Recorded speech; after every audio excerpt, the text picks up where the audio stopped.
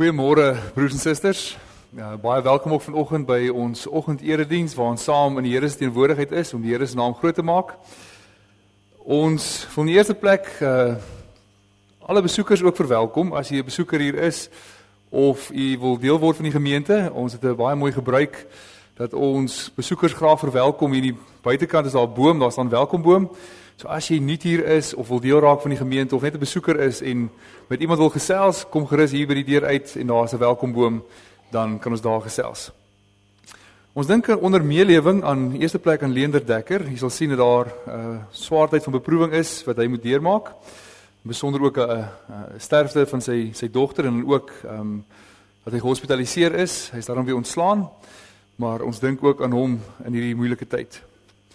Dan gelukwensing. Ons wil graag geluk sê vir Zia en vir Jacques, Zia Vizela en Jacques Duffy wat verloof geraak het. As ook vir Andries en Kayla, baie geluk vir julle ook in die week verloof geraak. Hartlik geluk vir julle en mag die Here julle ook ryklik seën in julle pad vorentoe. Dan verjaarsdag, wat ons nie gewoonlik afkondig nie, maar vandag ook 'n besondere verjaarsdag van Dominee Frans van der Walt. Hy was 30 jaar lank predikant van hierdie gemeente en hy woon tans nog in Melkbosstrand en is deel van die gemeente. Ek het so vinnig gaan opkyk. Dominee Frans het sy bediening begin in Appington in 1967 en in Bloemfontein Wes soos hy gewees vanaf 1970 tot 77 en van 1978 tot met 2007 het Dominee Frans ook hierdie gemeente bedien. So hartlik geluk ook aan hom met sy verjaarsdag. Ons begin hierdie erediens met ons votum met woorde uit Psalm 18 of 2 Samuel 22, dieselfde woorde wat beide plekke aangeteken is. Die Here is my rots, my skuilplek en my redder, my God, my rots beweeg skuil, my skild en my sterk verlosser, my veilige vesting, my toevlug en bevryder. Wat God doen is volmaak. Wat die Here sê is suiwer. Elkeen wat by hom skuilings soek, beskerm hy. Waarlik, wie anders as die Here is God? Ja, wie anders as ons God is 'n rots. Geliefdes, genade, barmhartigheid en vrede vir julle van God ons Vader en ons Here Jesus Christus deur die kragvolle werking van die Heilige Gees. Amen. In Psalm 113 gaan ons hierdie volgende woorde saam sing. Die Here wat in die hemel woon, wat bo die wêreldvolke troon, is hoog en met heerlikheid omgewe. Daar is niemand soos hy nie, en tog sien hy genadig neer op wie voor hom in kleinheid lewe. Kom ons staan, dan sing ons saam Psalm 113 en daarna bely ons saam ons geloof.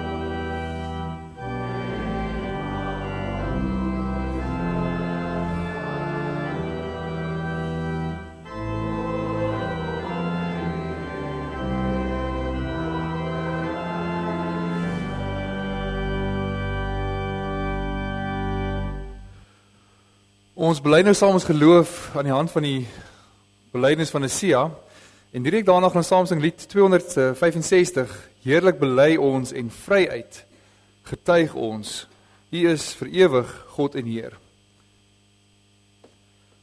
Ons glo in een God, die almagtige Vader, die skepper van die hemel en die aarde, van alle sigbare en onsigbare dinge.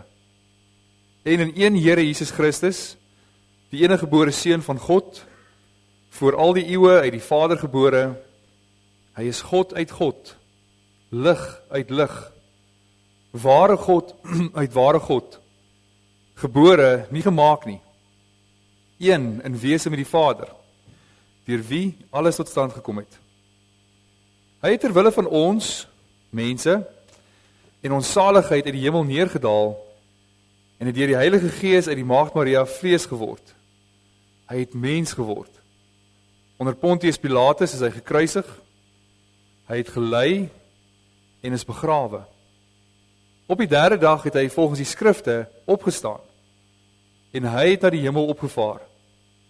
Hy sit in die regterhand van die Vader, en hy sal met heerlikheid terugkom om die lewendes en die dooies te oordeel. Aan sy koningskap sal daar geen einde wees nie. Ons glo in die Heilige Gees wat Here is en lewend maak. Hy gaan van die Vader en die Seun uit, en hy word saam met die Vader en die Seun aanbid en verheerlik. Hy het deur die profete gespreek.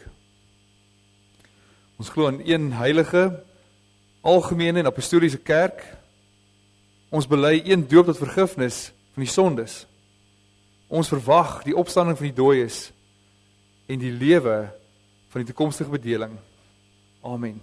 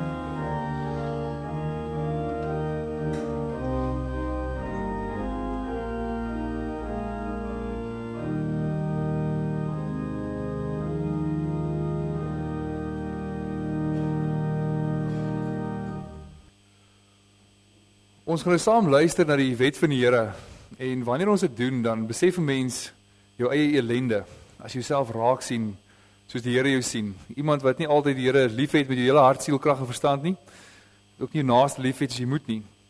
Maar direk daarna gaan ons saam sing ook lied 241, vers 1 en vers 2, en dink daaroor na, terwyl jy die wet aanhoor, want ons gaan die woorde sing, vrees vir straf, laat my nie weifel, want u liefde laat geen twyfel.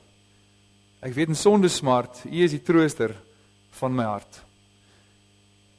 En wat ons hiermee sing is, dat maak nie saak hoe groot jou ellende is nie, maak nie saak hoe groot jou sonde is nie, dat die genade van die Here is altyd groter. Maak nie saak hoe baie of hoe groot, hoe gruwelik jou sonde was nie, hoe lewe al gedoen het nie, daar is vergifnis in ons Here Jesus Christus. Toe het God al die gebooie aangekondig. Ek is die Here jou God, wat jou uit Egipte, uit die plek van slawerny bevry het. En jy mag naas my geen ander gode hê nie. Jy mag nie vir jou 'n beeld of enige afbeelding maak van wat in die hemel daarbo, of op die aarde hieronder, of in die water onder die aarde is nie. Jy mag hulle nie vereer of dien nie, want ek, die Here jou God, eis onverdeelde trou aan my. Ek reken kinders die sondes van hulle vaders toe, selfs tot in die 3de en die 4de geslag van die wat my haat, maar ek betoon my liefde tot aan die 1000ste geslag van die wat my liefhet en my gebooie gehoorsaam. Jy mag die naam van die Here jou God nie misbruik nie, want die Here sal die een in sy naam misbruik nie ongestraf laat bly nie. Sorg dat jy die Sabbatdag heilig hou, 6 dae moet jy werk en alles doen wat jy moet, maar die 7de dag is die Sabbat van die Here jou God. Dan mag jy geen werk doen nie, nie jy of jou seun of jou dogter, of die man of vrou wat vir jou werk, of enige dier van jou, of die vreemdeling by jou nie. Die Here het in 6 dae die hemel en alles daarin gemaak, die aarde en alles daarop, en die see en alles daarin. En op die 7de dag het hy gerus, en daarom het die Here dit as gereelde rustdag geheilig. Eer jou vader en jou moeder, dan sal jy lank bly woon in die land wat die Here jou God vir jou gee. Jy mag nie moord pleeg nie. Jy mag nie egbreek pleeg nie. Jy mag nie steel nie. Jy mag nie vals getuienis teen ander gee nie. Jy mag nie iemand anders se huis begeer nie. Jy mag nie sy vrou begeer nie, ook nie 'n slaaf of slavin, 'n bees of 'n donkie, of enigiets anders wat aan hom behoort nie.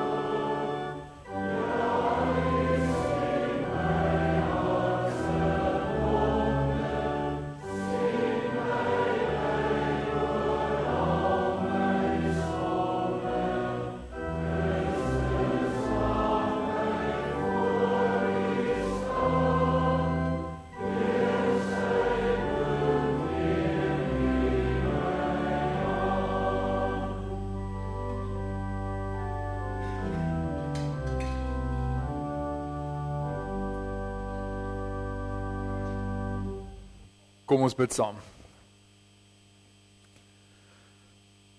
Ons Vader wat in die hemel is, Here, U gee troos, en in alle omstandighede is U die God wat ons bemoedig en aanhou troos. En in besonder, Here, as ons dink aan ons sonde, eintlik die verskriklike oordeel, die toorn van U wat oor die sonde kom. En dat ons kan weet dat ons sal dit nooit ontvang nie. Dat ons kan weet ons Here Jesus Christus in die kruis gehang. Hy is daardeur U verlaat. Dat hy ons sonde op hom geneem het en daarvoor betaal het. Dank ons U Here daarvoor. Dank ons U dat U die Heilige Gees vir ons gee wat as trooster in ons harte werk. Wat ons altyd herinner aan U woorde. Wat ons altyd terugbring by die evangelie van U ryke genade vir ons. Ons dank U Here dat ons kan weet, dat ons kan getroos ook deur die lewe gaan en ook in alle omstandighede dat ons kan weet dat U is met ons. Dat juist deur ons Here Jesus Christus is U ons Vader wat alles vir ons ten goeie laat meewerk, wat alles tot ons bes wil beskik. En daarom bid ons dat U kragtig in ons sal werk deur die Heilige Gees.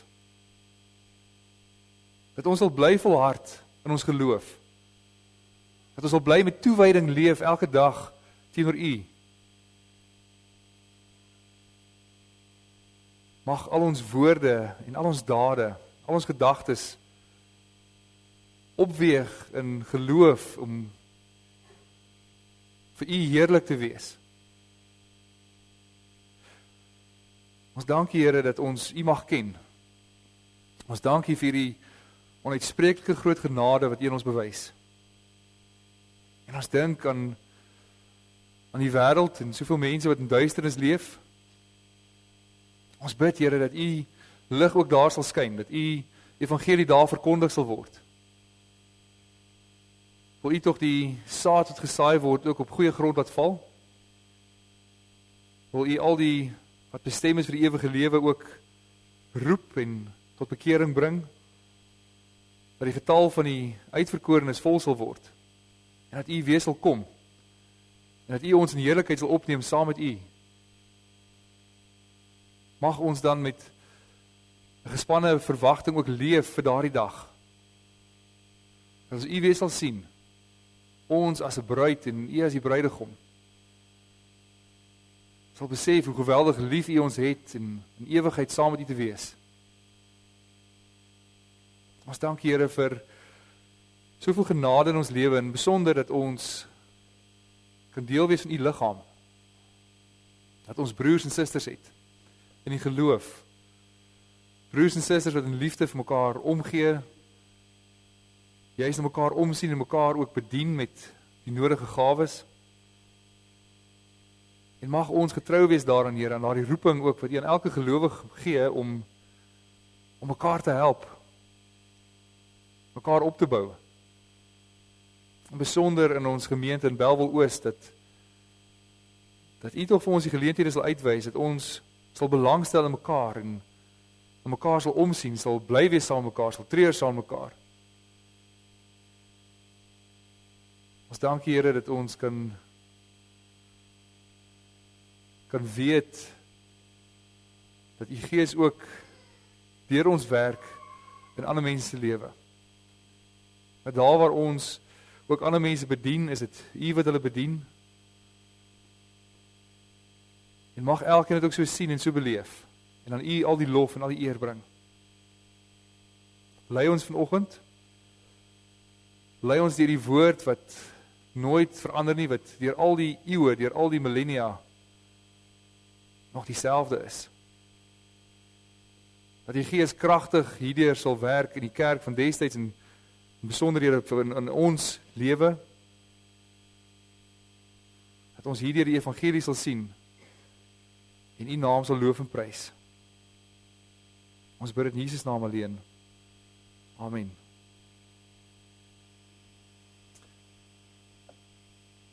Ons luister vanoggend saam na die woord van die Here uit Genesis 6. Ons gaan daarvan saam lees vanaf vers 1 tot en met vers 8.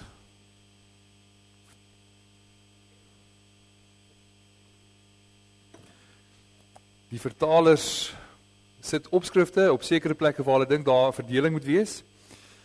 Tog is daar baie mooi eenheid of 'n literêre eenheid vanaf vers 1 tot en met vers 8. Genesis 6 vanaf vers 1. Toe die mense baie begin word het op die aarde en daar vir hulle dogters gebore is, het die hemelwesens gesien die dogters van die mense is mooi en het hulle getrou met die dogters van hulle keuse. Toe sê die Here, my gees sal nie meer so lank in die mens bly nie, want hy is sterflik. Sy lewensduur sal nou 120 jaar wees. In daardie tyd was daar reuse op die aarde, en ook daarna, wanneer die hemelwesens na die dogters van die mense toegekom het, en kinders by hulle gehad het. Hulle was die sterk mense van die oudheid, die manne van naam. Toe die Here sien hoe groot die verdorwenheid van die mens op die aarde is, en dat hy sy lewe lank net slegte ding bedink, was die Here bedroef daaroor dat hy die mens op die aarde gemaak het. Dit hom diep gegrief. Die Here het gesê, ek sal die mense wat ek geskep het, wegvee van die aarde af, mens en dier, ook die wat kruip en die voëls, want ek is bedroef daaroor dat ek hulle gemaak het. Maar Noag is deur die Here begenadig.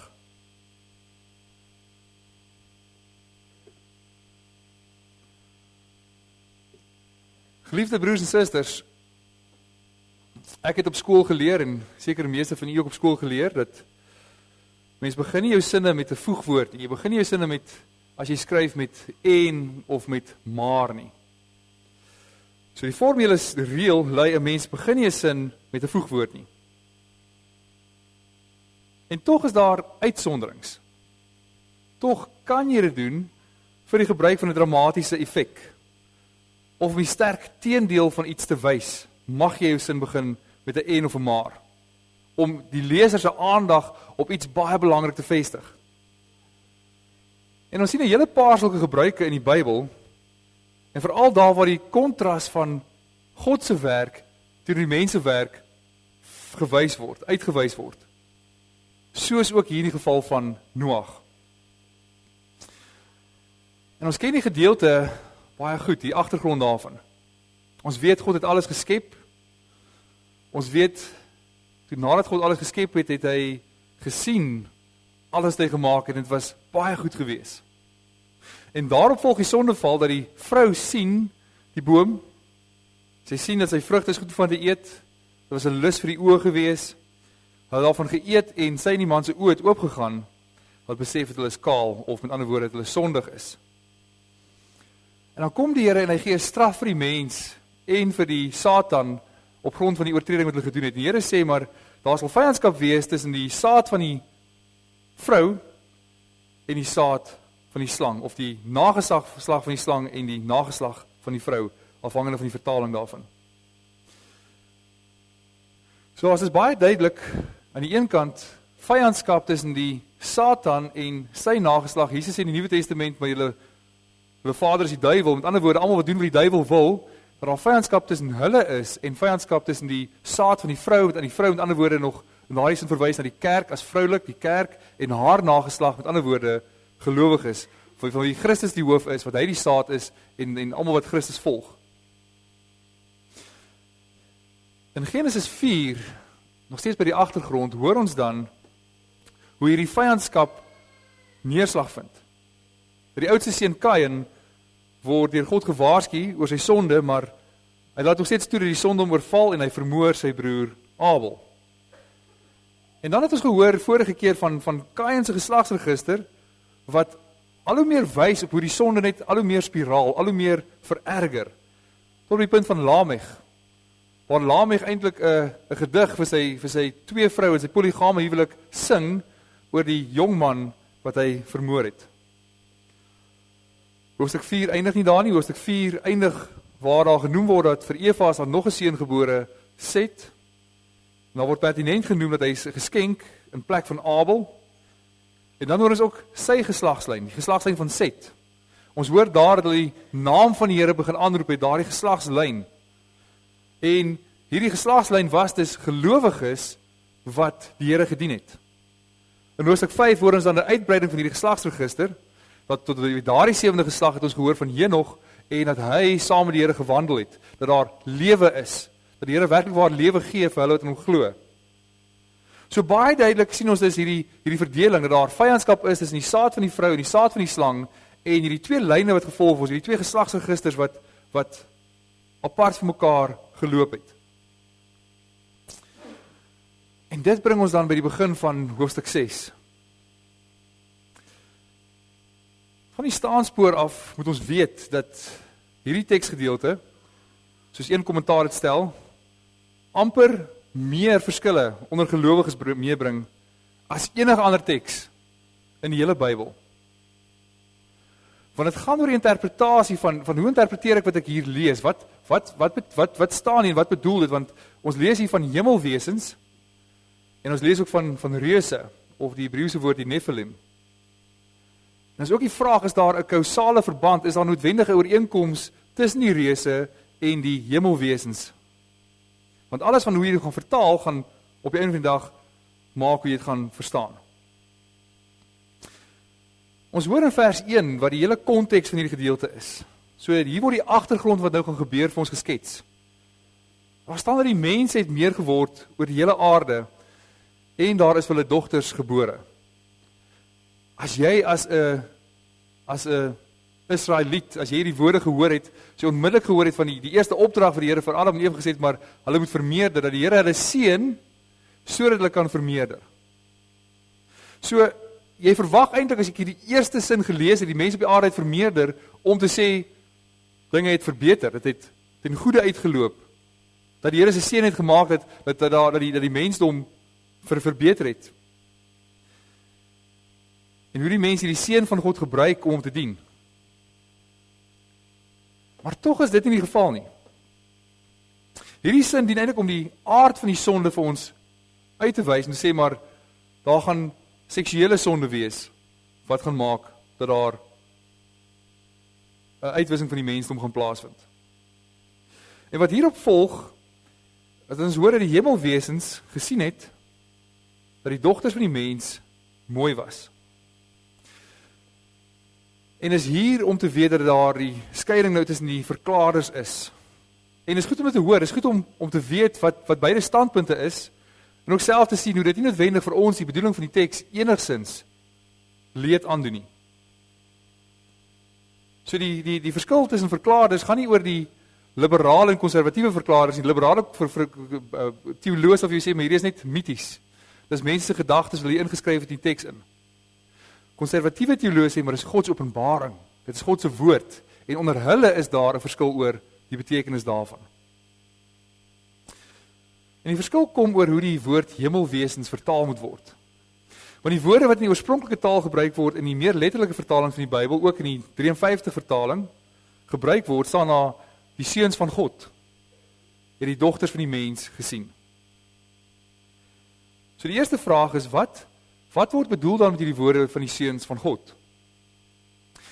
Die eerste verklaring sê dat die seuns van God is eintlik dan net hemelwesens. En dit word ook so vertaal in die 83 vertaling wat ons gelees het, sowel as ook die 2020 vertaling.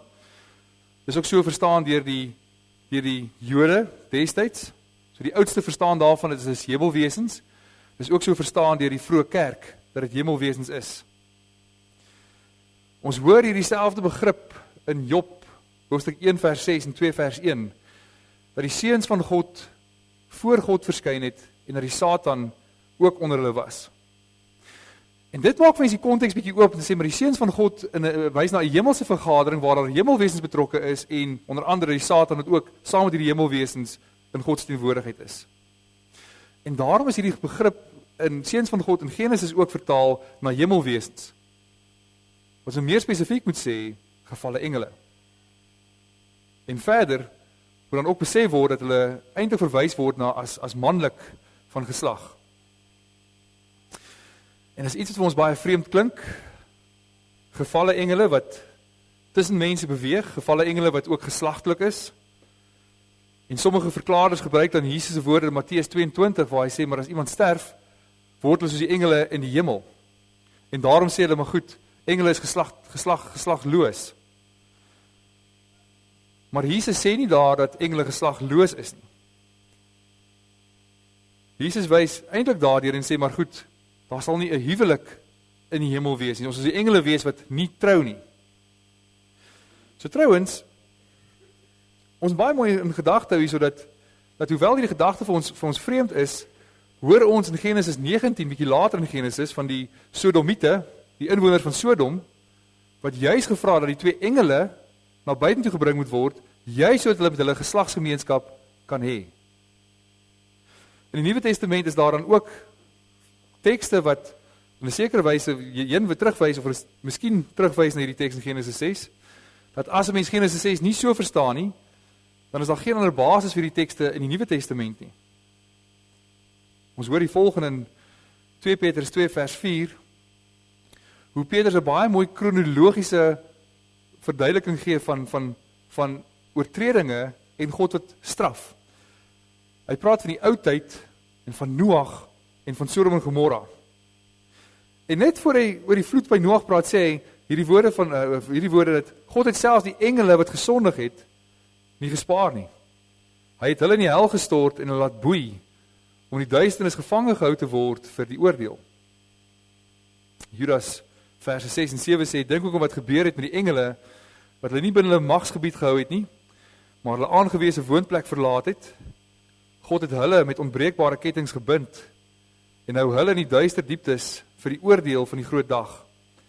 En dink ook aan die mense van Sodom en Gomorra en die stede rondom hulle.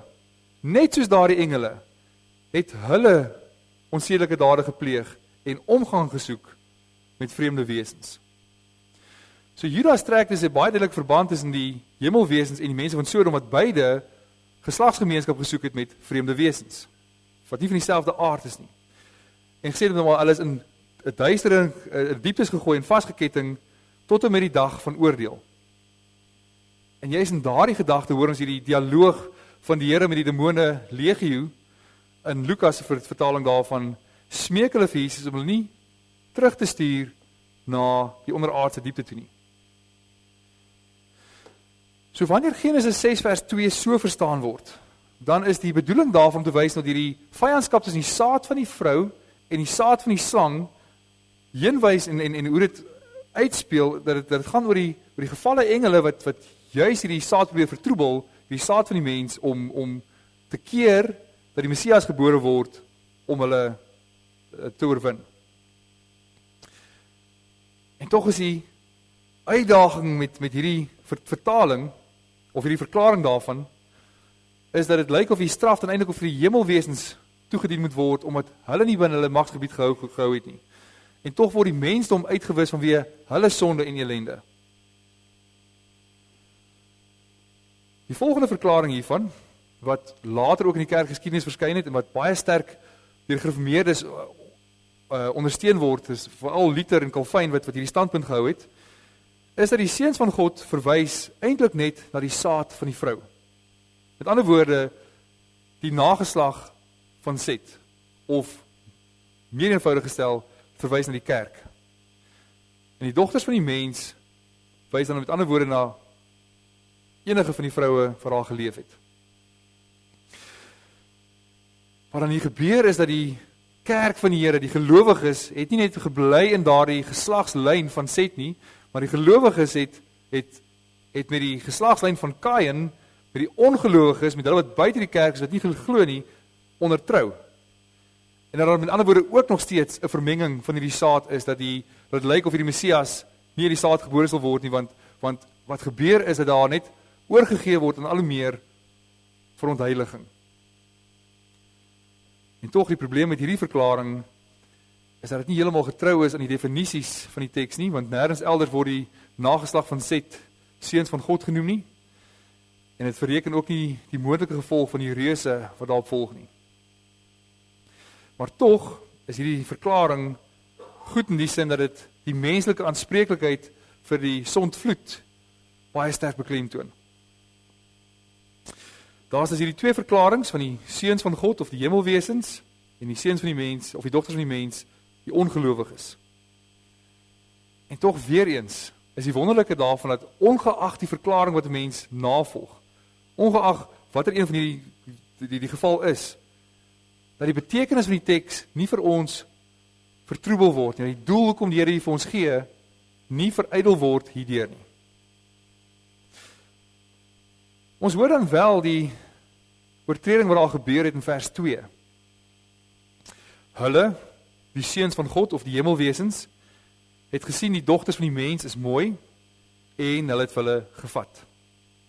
En dan word dit nie hier uitdruklik as sonde bestempel nie. Die uitdrukking kan verstaan word dat hulle getrou het met hulle, en dit is so vertaal ook in sekere vertalings. Maar tog is hier doelbewus nuances van die sonde wat gepleeg is in die tuin. En ons daarby begin ook by die agtergrond daarvan dat Eva het gesien die vrugte van die boom is mooi en sy het gevat. En dit het gelei tot die sonde. En daarom kan ons lees, die 2020 vertaling het ook lees, hulle het vir hulle vroue geneem, wie ook al hulle verkies het. In ander woorde, hulle het gesien daar is vroue en hulle het hulle gevat. Net soos die sonde van Eva het hulle gesien en gevat, hulle het gesien en gevat. So as dan sê hulle het dogters van die mens gevat, is nie noodwendig teen hulle sin nie. Word baie duidelik hier aangedui ook dat hulle gewillig was om gevat te word. En dan moet ons nou weer eens onthou dat by die agtergrond aan die einde van hoofstuk 4, daar staan dat die nageslag van Set die naam van God aangeroep het.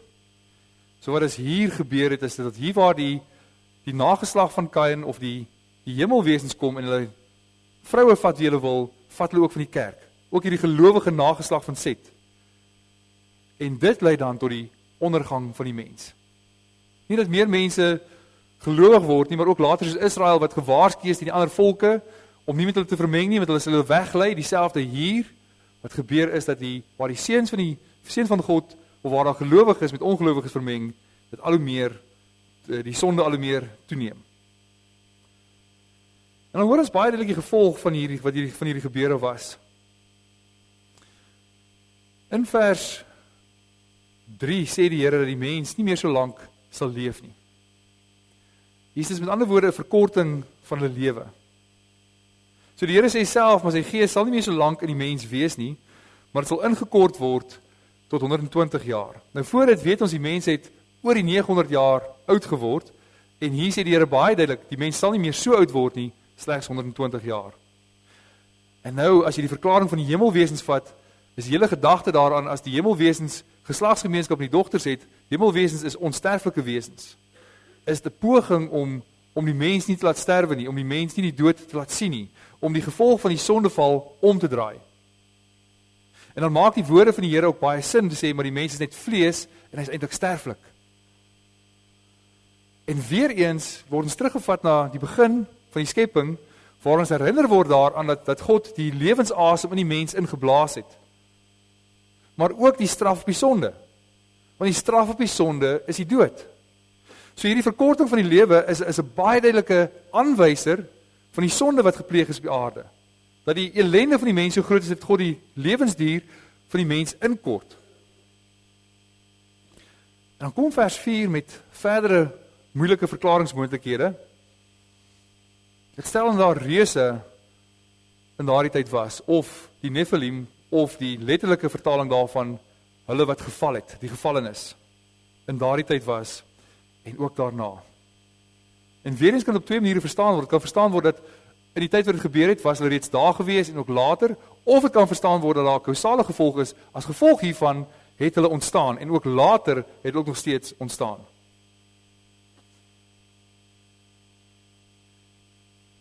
Wat die tweede vertaling baie goed maak, is dat die hele gedagte van vers 1 tot 8, wat 'n literêre eenheid vorm, en die hele gedagte van die vermeerdering van die mens, dit skakel baie mooi daarby in, dat daar ook reuse was wat al hoe meer toegeneem het.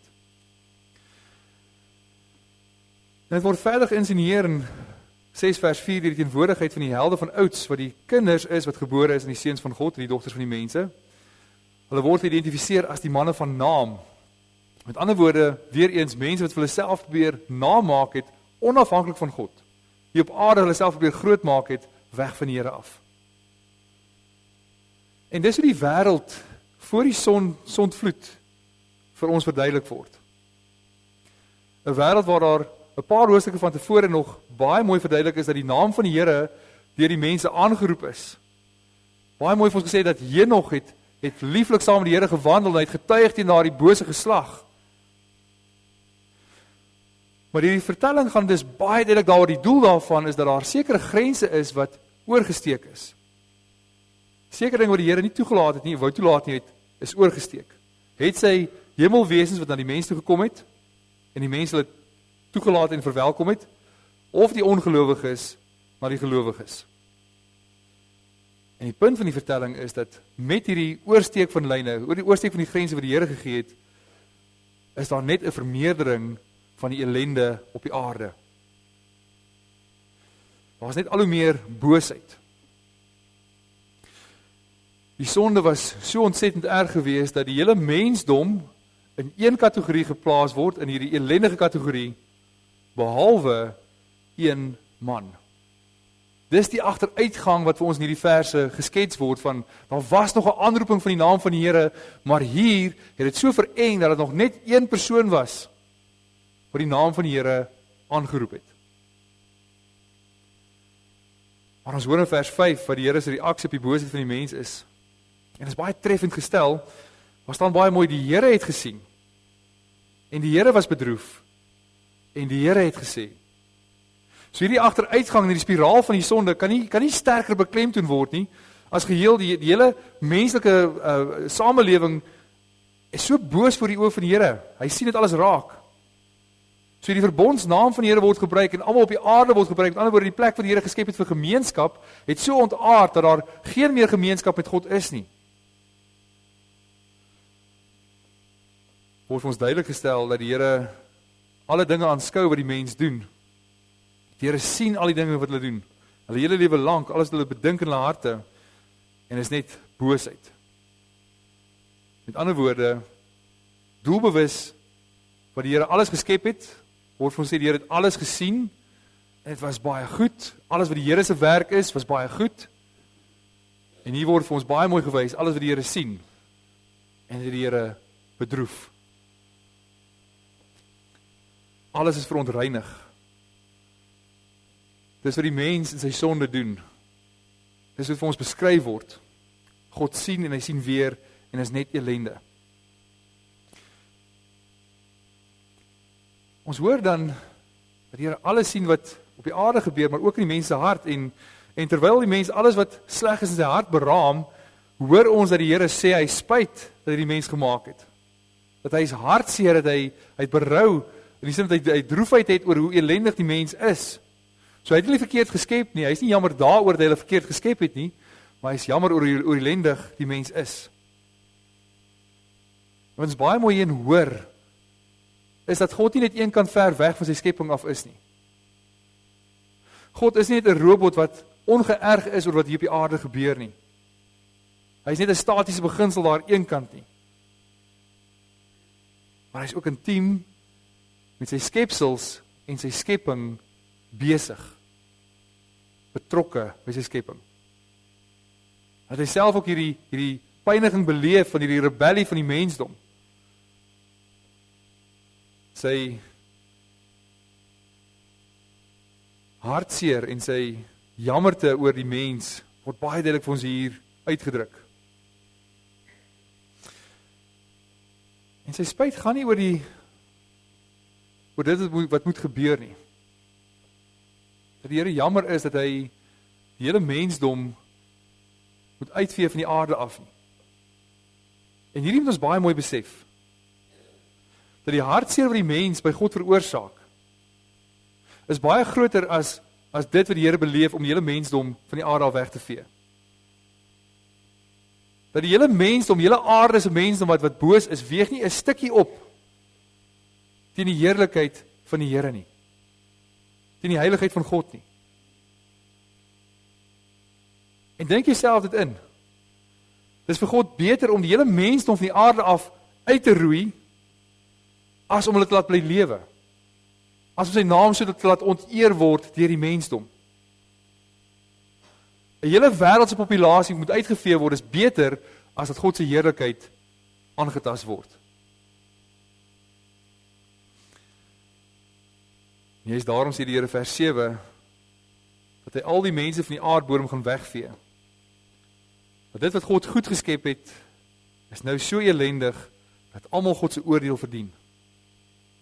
En die oordeel strek ook verby die mense na alle ander skepsels. Al die skepsels word genoem behalwe die visse natuurlik.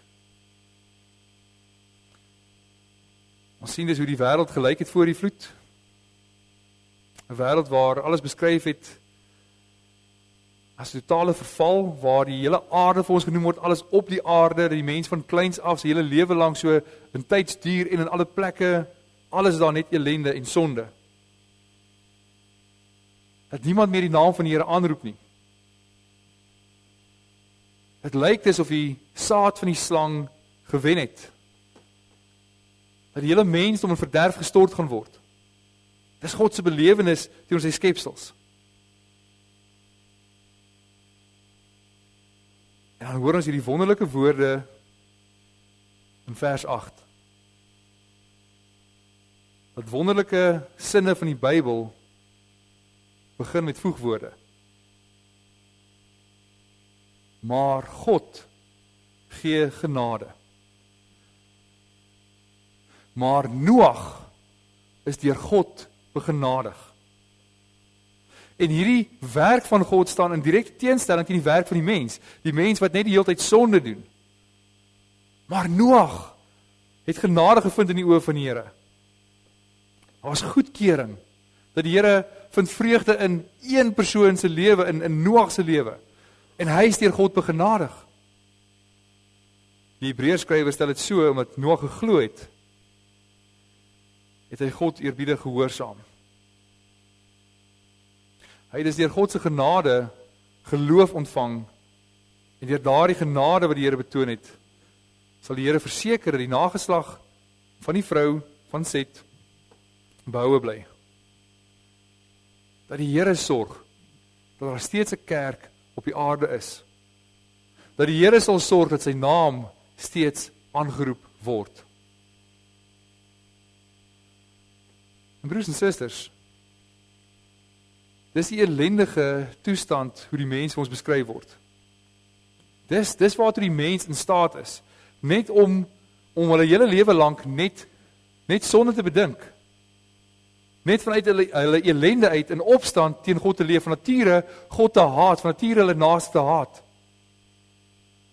So die gevolg is nie dat die mens homself verbeter nie. Die gevolg is nie dat die sonde al hoe meer oor die aarde versprei. Tot op die punt dat God bedroef is dat die mens gemaak het, diep gegrief. En dis presies hoe die Bybel alle mense beskryf. Ook vir ons. Daar het nie weer op 'n stadium na die sondeval weer 'n omkeer in die mensdom plaasgevind dat daar waar 'n sondeval is 'n heiligingsopstand was nie. Dat alle mense ewe skielik heilig en regverdig geword het van self nie. Dat die verdorwe natuur van die mens dit was in die dae van Noag is nog steeds die verdorwe natuur wat ons vandag in ons het as mense. Dis wie ons is. Ons bly sondig, ons bly verdorwe in ons natuur, in ons aard. En juist daarom hoor ons wat die Here vir ons sê, hoe dit is, ook in die laaste dae sal daar swaar tye kom, en dis die dae waarin ons nou leef, dis die laaste dae, is die dae van Christus se hemelvaart, sy wederkoms. Die mense sal selfsugtig wees, dit word ons beskryf in Timoteus, geldgierig, grootpraterig, verwaand, beledigend teenoor hulle medemense en ongehoorsaam aan hulle ouers, ondankbaar en ongodsdienstig. Hulle sal liefdeloos en onversoenlik wees, kwaadpraters, bandeloos en wreed, sonder liefde vir die goeie. Hulle sal verraaiers wees, roekeloos en hooghartig. Hulle sal eerder liefde vir genot hê as liefde vir God. Hulle sal nog die uiterlike skyn van godsdiens hê, maar die krag van godsdiens sal hulle nie ken nie. Dis die aard van die mens. Dis wie die mensdom is. En dis presies hoe ons ook in Efesiërs 2 beskryf word, wat sê, maar ons was dood as gevolg van ons oortredings en sondes, wat voorheen ons lewenswyse gekenmerk het. Ons het gelewe soos hierdie sondige wêreld. Ons het ons laat lei deur die gees, wat daar nou in die werk is, die mense wat aan God ongehoorsaam is. So het ons trouwens almal ook vroeër gelewe. Ons het hierdie sondige begeertes oorheers en het gedoen net waar het ons luste gelei het, wat ons gedagtes opgekom het. Vanweë ons sondige natuur sou ons net soos die ander mense deur God gestraf moes word. Ons almal verdien om gestraf te word. Maar God. Sinne kan met 'n voegwoord begin om die leser se aandag op 'n belangrike punt te vestig en die teendeel aan te wys. Maar die Here is ryk in barmhartigheid En hy het ons innig lief. Maar God sê bewys sy liefde daarin dat hy Christus vir ons gesterf het, toe ons nog sondaars was. Met ander woorde, deur God se groot liefde, het hy ons nie gestraf nie, maar het hy ons wat dood was as gevolg van ons oortredings, saam met Christus, lewend gemaak. Hy het ons uit genade gered. In Christus Jesus het hy ons saam met hom opgewek uit die dood, en ons saam met hom 'n ereplek in die hemel gegee. En die Here het dit gedoen, sodat ons ook in die tye wat kom kan sien hoe geweldig groot sy genade is, deur die goedheid wat hy in Christus Jesus aan ons bewys het. Ons is inderdaad uit genade gered. Begenadig deur die Here, deur geloof. En hierdie redding kom nie uit onsself nie. Hierdie redding is 'n gawe van God. Dit kom nie deur ons eie verdienste nie. Ons sien waartoe die mense werke lei. En juist daarom het niemand enige rede om homself trots te wees nie. Nee, God het ons gemaak wat ons nou is. In Christus Jesus het hy ons geskep om ons lewe te wy aan die goeie dade waarvoor hy ons bestem het. Broers en susters, mag ons die Here se naam altyd bly loof en dank en eer vir sy genade. Dat ons is net so die res van die wêreld elendig, tot niks goeds in staat om God te haat van nature. Maar God het aan ons genade bewys deur ons Here Jesus Christus. Amen. Kom ons bid saam.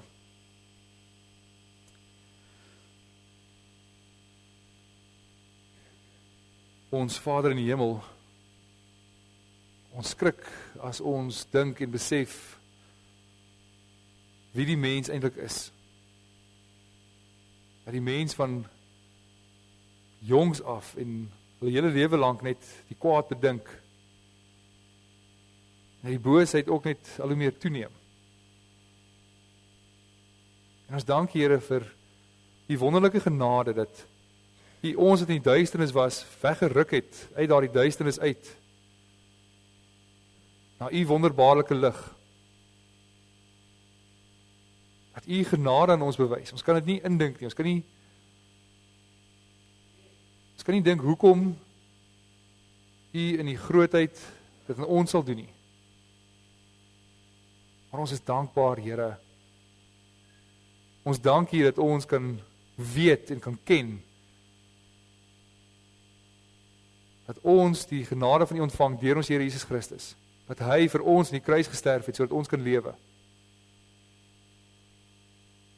Mag ons altyd vashou na die wonderlike woorde. Daai wonderlike wete, daai sekerheid wat U vir ons gee. Ons bid Here ook vir 'n wêreld wat in sonde is.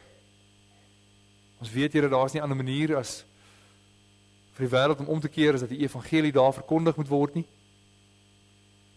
Daarom dra ons U evangeliste op. U sendelinge. U kerk wat mense stuur om die evangelie te gaan bedien in soveel ander plekke in die wêreld waar net duisternis heers. Mag U lig daar skyn, mag U daar ook aan mense genade betoon. Ons bid dit in Jesus naam alleen. Amen.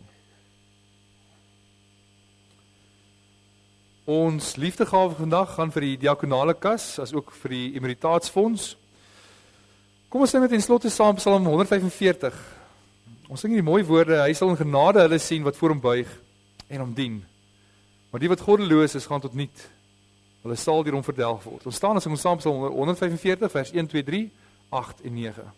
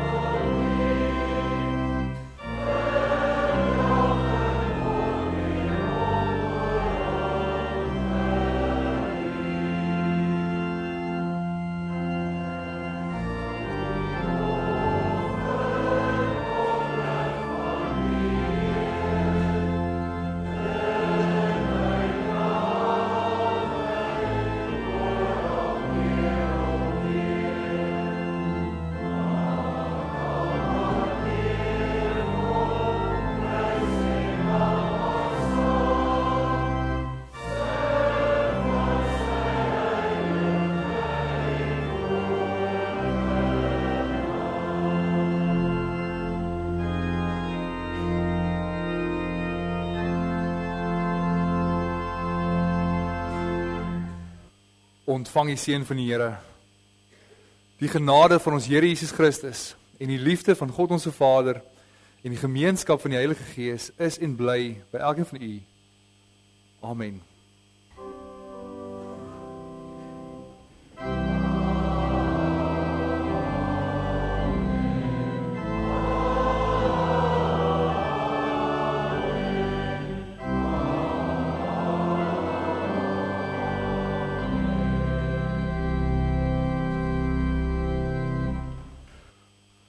Ons vra dat u asseblief net so 'n oombliekie sit vir die laaste paar afkondigings. Ek gaan vra dat Alberts asseblief slank na vore kom en Reinhold, jy kan ook asseblief gou na vore toe kom.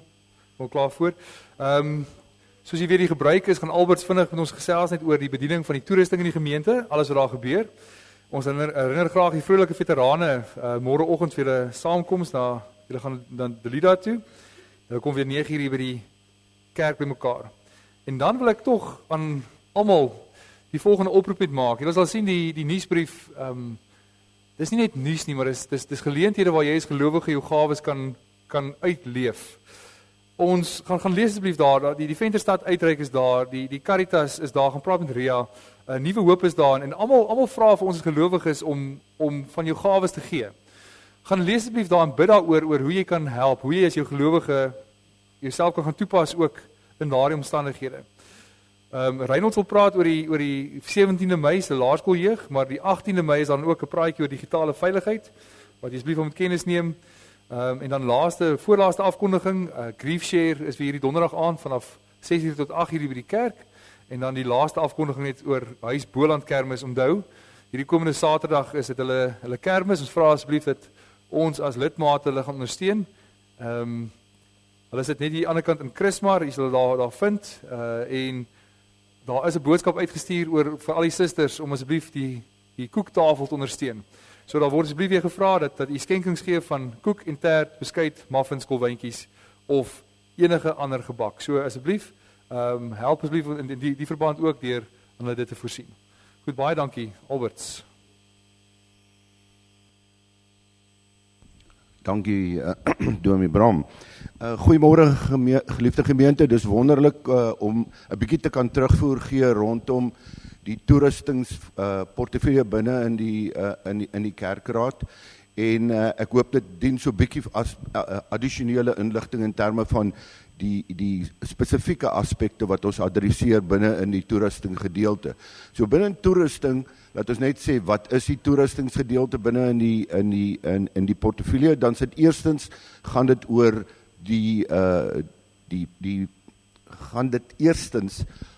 die katekisasie, die wonderlike voorreg wat ons het om ons kinders te kan leer.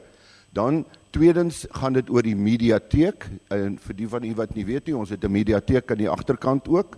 En dan derdens is dit huisgeloof, en dan vierdens kyk ons dan na ander opleiding wat ons doen binne in die gemeente, en dan laaste maar nie minste in die Bybelstudie. En dan wil ek net so vlugtig rondom een en elkeen van hierdie aspekte vir u net terugvoer gee, wat die huidige situasie is in terme van elk van hierdie areas. Eerstens net rondom die katekisasie. Arney Singels, wat vermoere die man is wat die inligting bestuur op die skerm, hy is verantwoordelik vir katekisasie, en hy het gevra ek by die volgende terugvoer vir u gee. Eerstens moet ons die hulpkategete bedank vir die liefdesdiens wat elke Sondag hier gedoen word. Hierdie individue doen dit uit vrye wilheid en in liefde help hulle die kategete om hulle te begelei in hulle geloof. Tans is daar 110 kategete binne in die gemeente wat onderrig ontvang. Nuwe kinders kan die details van die grade, hulpkategete en kamers op die kennisgewing bord agter in die kerk kry en by die groepe aansluit. Ouers gaan binne die volgende paar weke terugvoering kry van die hulpkategete oor vordering ensovoorts van elk van die kategete. So 'n baie belangrike aspek, gebruik die geleentheid ook om terugvoer te kry ten opsigte van u eie kind se vordering binne in die katekisasie. Die betrokke ouderinge sal ook ingelig word oor een en elkeen van die kattegete. Dominee Braam onderrig weer hierdie jaar die belydennisklas en Dominee Ryder begelei 'n aantal volwasse kattegete.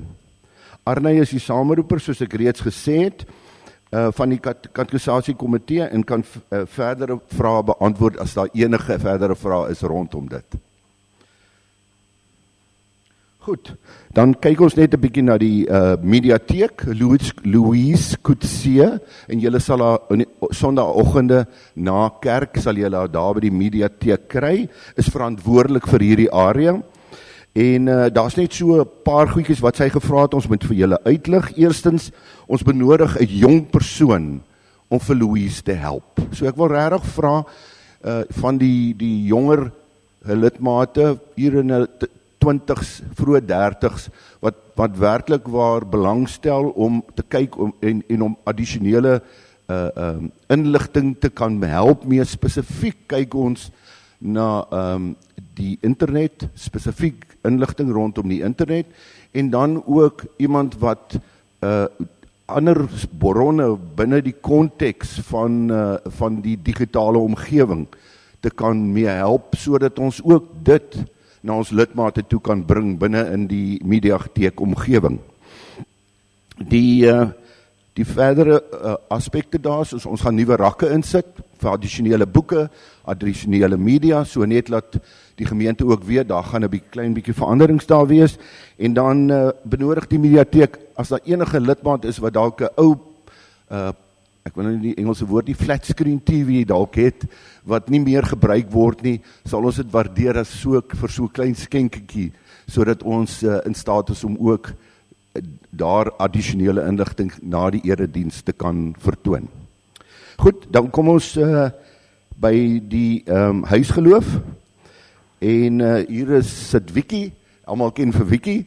Wiki is verantwoordelik vir die huisgeloof, en wat belangrik is dat huisgeloof is 'n manier waarop ons gemeente gestalte gee aan die Bybelse opdrag van wat deur Deuteronomium 6 vers 6 tot 9 gee, om God se woord daaglik in ons huise te leef en oor te dra aan ons kinders. Dit begin by die doop, waar ons ouers beloof om hulle kinders in die geloof te onderrig. Tekste soos Josua 24, Psalm 78 en Matteus 60 bevestig dat geloof 'n pad is wat saam met die hele huis gestap word. Tog wys navorsing dat baie ouers die verantwoordelikheid vir geloofsvorming aan die kerk oorlaat, en terwyl dit in werklikheid by die huis moet gebeur. Die oplossing lê in die vennootskap tussen die gemeente aan die een kant en dan en die gesin. Die gesin moet as geloofseenheid versterk word. Geloof, rituele en gesprekke moet deel wees van die daaglikse lewe. Die gemeente help ouers om vaardighede aan te leer en voorbeelde te stel. Jeug moet aktief deel wees van alle bediening. Hulle is die kerk. Pieter Benson beklemtoon dat kinders leer deur nabye verhouding met verantwoordelike volwassenes. Geloofsvorming gebeur dus hoofsaaklik in die konteks van 'n gesin en intergenerasionele gemeenskap. Huisgeloof is nie 'n program nie. Dit is 'n lewenswyse. En ek dink dit is baie belangrik. En ons sê reeds hier is soveel sessies al wat plaasgevind het hierdie jaar. Hier is 'n hele lysie en ek gaan nou nie deur almal gaan nie, maar vanoggend soos jy gehoor het, is daar 'n sessie vir die graad 1s en 2s, en so deur die loop van die jaar is daar sessies vir verskillende ouderdomsgroepe, waar die ouers dan die geleentheid kry om op spesifieke onderwerpe soos seën, huisgodsdiens, gebed, Bybel, kerk, diensprojekte, balans, seks en seksualiteit, digitale veiligheid en geestelike gawes deurgewerk word, en dit word gedoen in verskillende ouderdomsgroepe, en die onderwerp pas spesifiek vir die kategorie van die ouderdom wat ter sprake is. So noodwendig sal sekere van die onderwerpe nie met klein kindertjies hanteer word nie, ensovoorts, net om dit duidelik te maak rondom dit. Dan net in terme van die kursusse, wil ek net sê, wat baie belangrik is, en Dominee Ryder gaan vanoggend ook praat, is dat hy is besig met grief share, en dit is begeleiding van mense wat verliese in hulle lewens gehad het van mense wat naby aan hulle was. En dit is so 'n wonderlike ding, want ek dink, as ek terugdink in my eie lewe, dan is dit sekerlik die ding wat 'n mens die meeste onderskat, is die feit dat jy besef nie, wanneer iemand afsterwe, wat se impak dit, en vir hoe lank daai impak op jou as individu bly nie. En die wonderlike ding is, Reinder het die projek geneem, en baie dankie Reinder, dit is eintlik 'n baie wonderlike kursus wat jy vir die gemeente bring. Dan kyk ons ook nou op die oomblik na ander kursusse van die beraders, het met 'n ruim hoeveelheid voorstelle nou gekom, en ons sal nou dit met die ouderlinge bespreek, en dan besluite rondom dit neem, en so kyk gerus in die boodskapper, die inligting sal binnekort begin wys daar, en dan noodwendig ook deur die loop van die jaar gaan daar opleidingssessies wees vir die ouderlinge en die diakens. En dan, het ek net, laaste maar nie minste nie, ons het nie op die oomblik iemand wat verantwoordelik is vir Bybelstudie nie, maar Dominee Braam is die man wat gehelp het, en die Bybelstudie word in al die GF's reeds bedryf, en wat ek wil doen is eintlik maar net sê, die amptelike Bybelstudies is die Genesis Bybelstudie op maandaande, dan op woensdagoggende die Daniel Bybelstudie, wat hier by die kerk ook gebeur, en dan die geloofsfamilies het almal verskillende onderwerpe wat doen, en ek gaan vinnig net daar deurgaan, want ek dink dit kan net interessant wees. Van die temas is Openbaring, Johannes, Genesis, Psalms, Rut, Petrus, 1 Korintiërs, en dan Romeine, Obadja, Jona, en dan 'n verskeidenheid van Bybelstudieboeke. Dit wil sê, die eerste een is die bergrede, en dan van bekering na volgelinge, en dan volg jy my, en dan die tweede laaste een is, God het my gekies, en dan om in die wêreld kerk te kan wees. So 'n groot klompie inligting, en as jy belangstel om van hierdie inligting is, ons kan julle in kontak plaas met die persone van elk van die GF's wat daai spesifieke Bybelstudies doen. Ek het nou nie al die GF name genoem nie, maar hulle is hierso. Dan kan ons dit vir julle een en elkeen gee. So ek hoop dit gee 'n bietjie 'n beter oorsig. Ek dink ek het nou dalk 'n bietjie te lank gepraat, maar ek wil sê baie dankie ook vir almal se insette, en ons sien uit na groot aktiwiteit en deelname van die gemeente binne in die konteks van ons toeristingsarea. Baie dankie. Dankie Albert, het is verware mondvol. Goeiemôre almal. Was lekker om volgend weer net met julle te kan gesels. Arne, kan ek gou die bord kry by die voorste rekenaar asseblief? Terwyl hy het opset, wil ek net vir julle gou sê, baie dankie vir almal se hulp met die brand wat gebeur het by Caritas. Ons het geweldig baie klere gekry, is uitgedeel, en ons is nou in 'n proses om te kyk hoe ons daai mense kan help om huisies weer op te sit. So dit vorder fliks, baie dankie daarvoor. Maar waarvoor ek eintlik vanoggend hier so staan is om met ons laerskool ouers en kinders net bietjie iets te sê oor die opkomende projek wat ons geloods het vir die laerskool jeug en kinders. Nou kom ek begin net gee 'n bietjie agtergrond. 'n Paar jaar terug het ons ook hierdie vierhoekie boksie projek geloods, juis vir Bybels. Dit was destyds dink ek vir Malawi gewees. Maar hierdie keer is dit vir Zambië. Kom ek wys vir 'n bietjie wat gaan aan. Daar's baie Bybels wat benodig word in daai 7-8 streke. Nou in Junie maand, Julie gaan daar 'n paar van ons gemeentelede, maar ook van verskeie ander kerke gaan op Zambië toe om seker te maak dat hierdie Bybels geplaas word. Nou julle, 'n Bybel kos baie geld. Dis 150 tot 200 rand per Bybel. En ons ons mikpunt is om 3.500 Bybels aan te koop. Ons het reeds die Luvali en die Lunda gekoop, maar nou skuld ons dit. Nou moet ons daai geld terugbetaal, nê. Wat gaan dan vir die gelowiges wat tot bekering gekom het en wat by 'n nuwe kerk gevoeg is in daai omgewing. Julle weet Zambië val onder my as sendeling saam met Dawesters. So ons gaan nou binnekort daarheen om Bybels te gaan plaas by daai 7-8 streke. AJ het reeds vertrek, nê. AJ is reeds op pad. Hy gaan opleiding gee daar by Mongu Kahoma en Lukulu nou in die volgende 2 weke. En daar het al reeds mooi vrug gekom op kerkplanting en ons wil graag vir hierdie kerke Bybels vat. So dit is wat gaan gebeur. Nou hoe werk hierdie projek? Ons gaan as laerskooljeug die 17de Mei kom ons 5 uur by mekaar hier by die kerkgebou. Ons gaan sorg dat daar klomp vuurhoutjieboksies is en stickers wat ons gaan plak om hierdie vuurhoutjieboksies soos 'n klein Bybeltjie te laat lyk. Okay.